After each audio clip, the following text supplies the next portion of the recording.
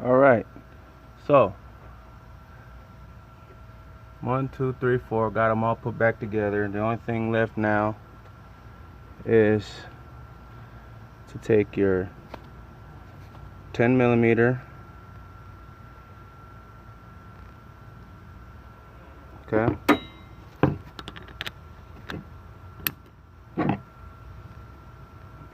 and then tighten it up. Now when you tighten these up, see that little lip down there? Gotta make sure that lip down there is covering the frame or the block, and then just do it snug. You don't want to tighten it too tight. Nice and snug is all it takes. If you do it too tight, you might break it. Just do it nice and snug and get it down there. And as you can see, I kind of already screwed it down a little bit more. Just nice and snug. And this one I already got snug. I'm just going to double check it. Yep. So make sure the wires are all connected back on to the harnesses and to the actual coils themselves.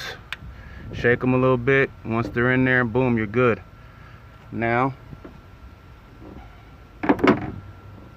got that done. I got to find this oil filter because I'm doing an oil change. That's why the car is off the ground.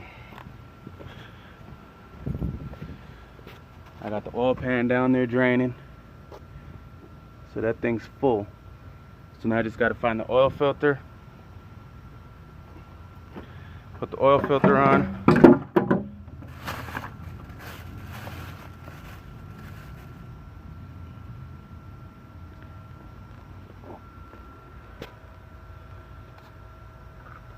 and we should be good.